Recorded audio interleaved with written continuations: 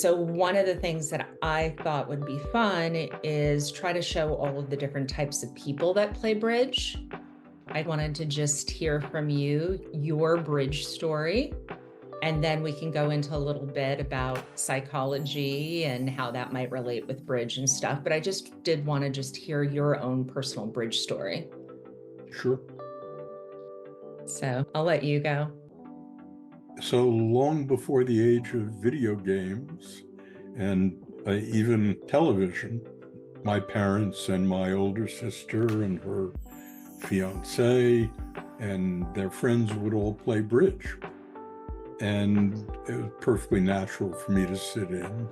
I'm 8 years old and I fill in. My mother occasionally even keeps me home to be a fourth rather than go to school.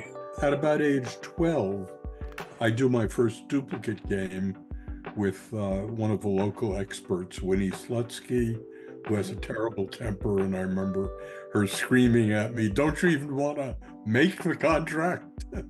I loved the game and would play with adults for once or twice a week. It was a great treat for me. And then I went to college and I was captain of the Princeton University bridge team, and we were the national champions.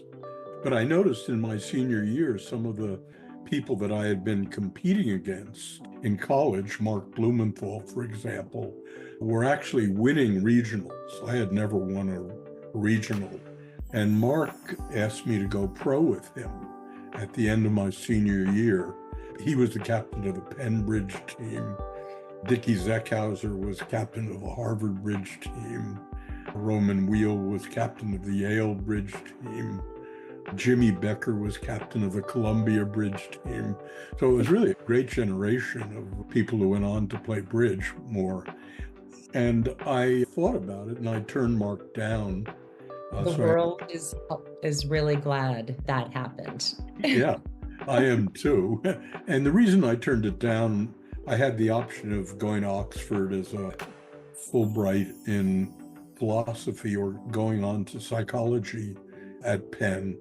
Philosophy was just too hard for me. Bridge was too hard for me in many ways. I would often go into the tank and come out with nothing more than I left with.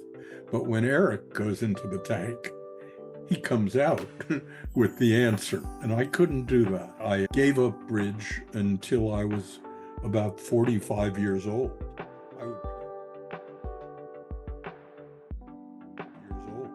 I would play occasionally a duplicate game when I taught at Cornell and when I taught at Penn. And I'd go to an occasional regional. And the next thing that happened was Eileen Brenner. I saw her at a regional and asked if she'd go out with me. I was a bachelor at the time. And she was living with Mickey Pickard, and had just been divorced from Ron Rubin.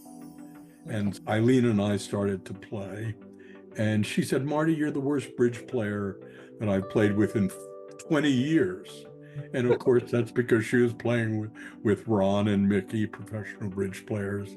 So I called Paul Soloway and I said, "Paul, teach me how to play bridge." Was this in the 70s or the mid 80s?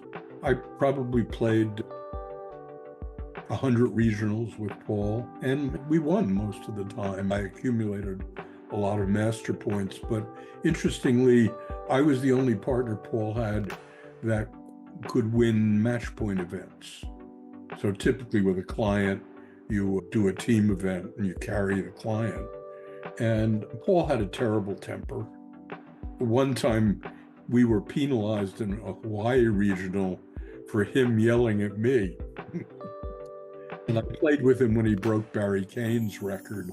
But in the very same tournament, I didn't follow one of his signals quite intentionally. And he started to dump tricks. And I said, "Paul, I can't play with you. Follow my instructions or else." Why are people like that? Because I have played with some bridge players that it's more important for them to be right. You must have so much fun going to bridge tournaments and watching everybody play bridge, because it is just a huge psychological experiment. I write about bridge a bit in my books. So the contrast between Eric, for example, and Jeff is a natural, and Eric is a student. Eric thinks. Jeff doesn't have to think. So at any rate, Paul and I broke up, and I started to play with Eric, probably almost a decade. And you're talking And Eric Rodwell? yeah, and he was a much better partner, and he could actually tell me things I needed to know. Paul just said, "Watch me," and Eric could explain what he was doing. The problem about playing with Eric is that he takes too much time. So there's just no time left over for his partner. Then I started to play with Mark Lair. Mark was a good partner, and Eric and Mark and Paul and I won consistently. We're pretty ferocious, and I was improving.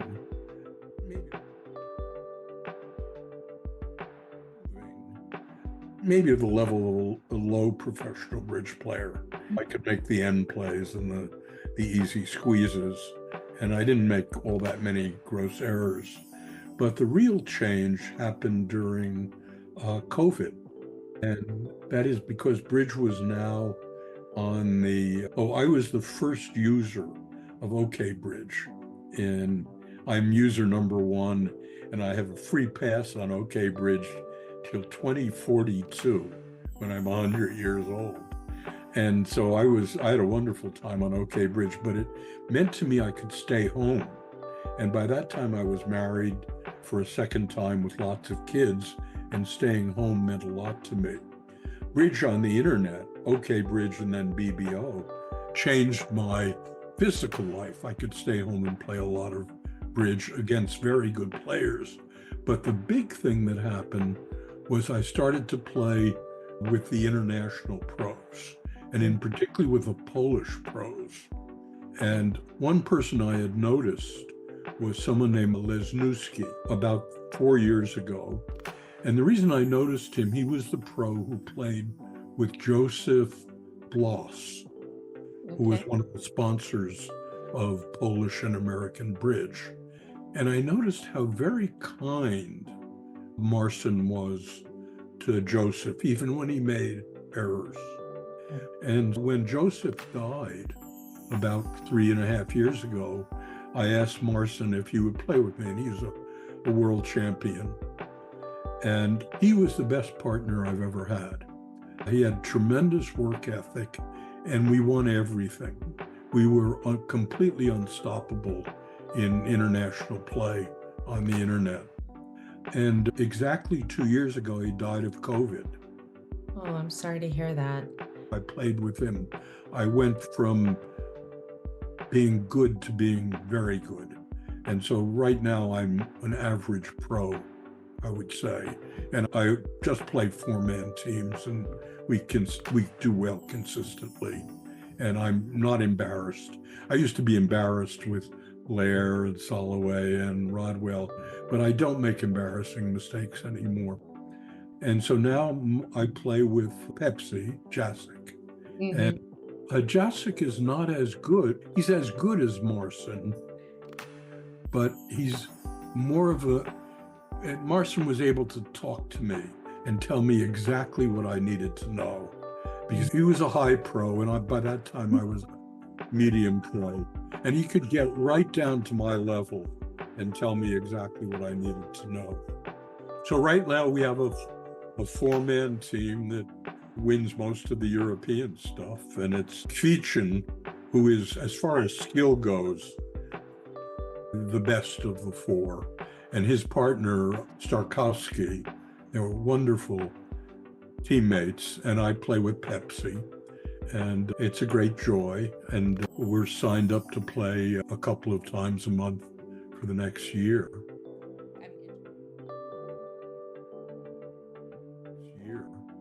I'm interested with your career and fitting in bridge with your career, and what did the University of Pennsylvania think about your hobby and all of that. And you just co-wrote a book, The Tomorrow Mind, about thriving in the workplace with everything new happening in the world. I find fascinating from the history of our game is you go back to the 60s. I bring a lot of money into town, and I bring prestige and the All like. of them. So even though most of my colleagues of my age retired 15 years ago, I'm at the top of my field still. And my field, positive psychology, caught on when I was in my 60s. I still publish as much. I discover as much. I'm having as much fun and success professionally as I've ever had. So I'll just keep being a professor until I don't have my marbles anymore. And it would be a mistake on their part to try to discipline me for the fact that I play more bridge than I do psychology. Oh, this is a thing I think about bridge players in general. We're very dedicated to the things that we do. It seems so many people in the bridge world that I've met are very good at whatever they put their minds to. I'm quite interested in genius generally, and creativity and innovation is one of my things I write about. There was a 5-year period in which I did gatherings of geniuses in different fields and tried to get some understanding in physics and math and music about the kinds of minds that were innovative. And I did one of the weekends with people who had accomplished world-class things in 2 or more fields, polymaths, and there aren't many of them. The one person you'd know I brought in was Stevie Weinstein. So Stevie is certainly a world-class bridge player, and he's close to a world-class poker player. And Leonard Cohen was a world-class musician and a world-class poet. And so I brought in about a dozen people like that. I just think of a lot of bridge players are people that are goal orientated and go after what they want. Yeah, so I think there are a lot of very successful people who are also very good bridge players. So Dickie Zeckhauser is an economist roughly at my level in economics and a bridge player roughly at my level. But neither of us are at the very top of bridge, even though we're close to the top of our fields. And that's the thing is you don't think you'll probably come back out to live play now? No, I don't see any reason to. Can't participate in postmortems except in a medium like this. This is a perfect medium for me. Okay, so then that makes... The only thing that bothers me is I don't get to play against the great Americans anymore. So I play against all the great Europeans almost every day. So the only thing that could conceivably bring me back to face is playing against the very best Americans. Maybe it'll come back close enough to you that it becomes interesting enough. As a lot of the Polish players have been coming to the United States post-COVID. Yeah, and they come pretty routinely. My hope is I've been trying to get the sponsors of Vault and OCBL to try to do a serious world internet championship. If I were wealthy, I would contribute a prize, but I'm not wealthy enough to contribute a $100,000 prize. I rewatched one of your old TED Talks from 2004 when you were in Monterey. And you were talking about the 3 happy lives and the pleasant life and the good life and the meaningful life. But you were talking about Len, who's the options trader and a national bridge champion. Yeah, that was Larry Cohn. I called him Len. I told Larry I would use a pseudonym. Okay. So Larry was a top flight bridge player, and I'm told was very good on Wall Street.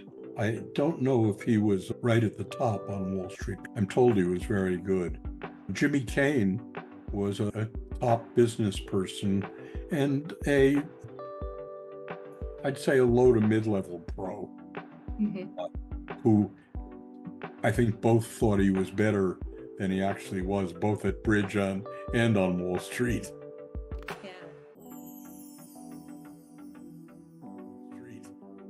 Yeah, bringing up that bridge is such a humbling game.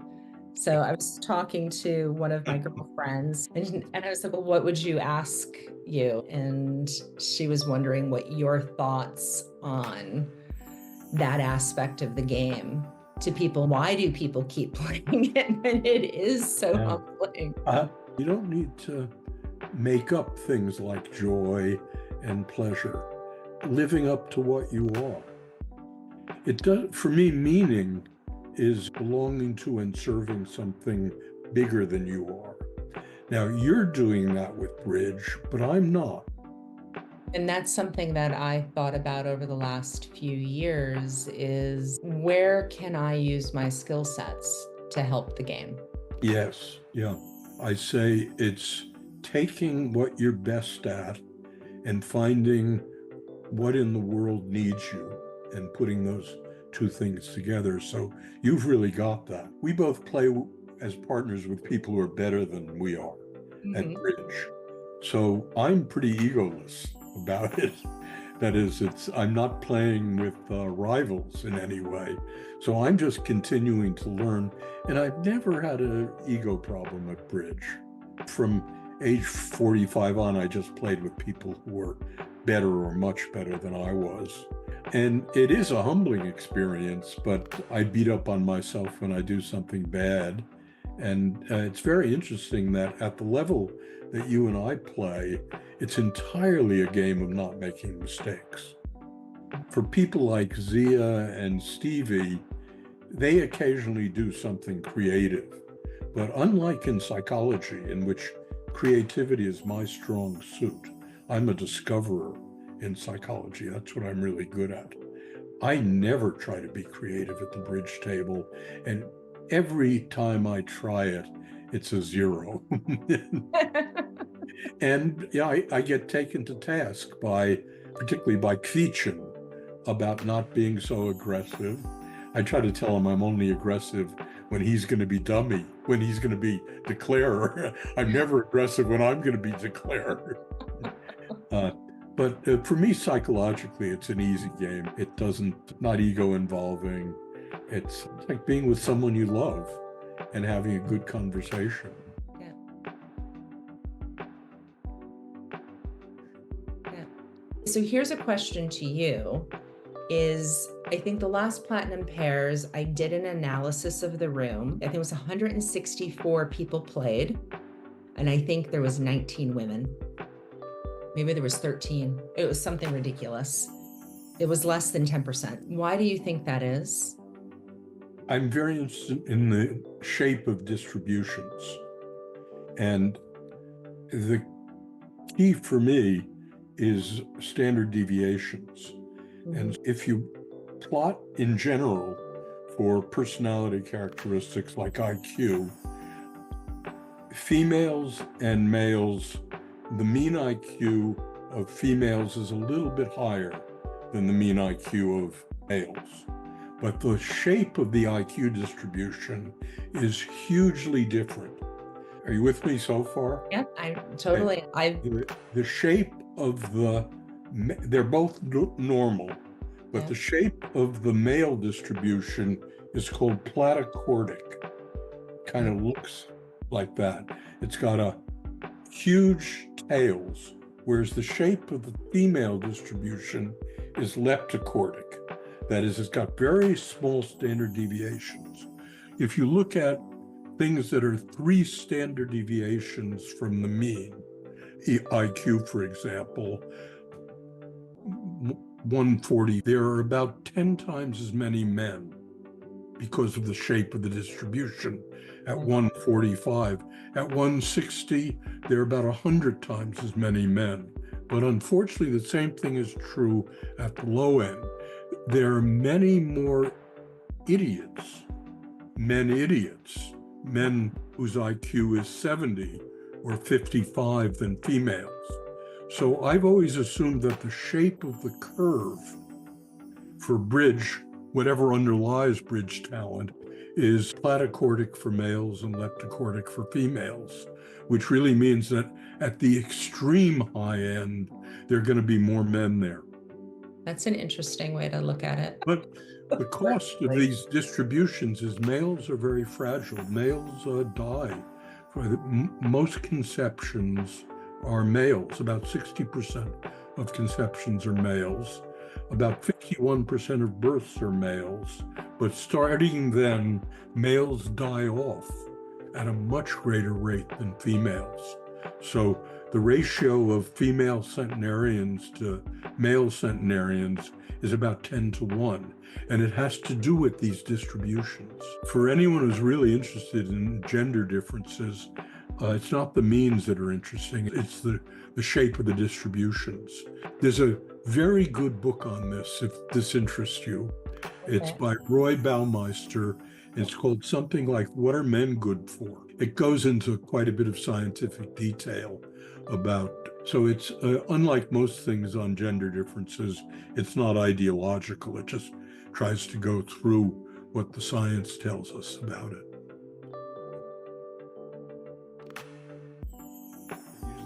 What would your advice be to an aspiring bridge player? Play with someone better than you are. Here's some of the best bridge advice I've ever had. In match points, overbid and underplay. Overbid? In match points, underbid and overplay. So I was going to over? Some of Soloway's sayings: don't get involved at the 1 level. Never lay a 7-bagger on the table. Yes. Those are made for trumps. Don't lead away from Jack 4th. Ever. And it's a game that brings out so much emotion from people. What your take on all of that is? The only emotion that I'm conscious of is I beat up on myself when I make an error. Yeah. I don't much care about winning or losing, actually.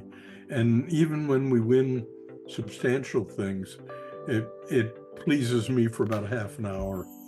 And then I want to go on to the next bridge tournament. Right. It doesn't engage a lot of emotion for me on the positive side, and not much on the negative side either, except when I make a mistake and when the mistake causes us to lose.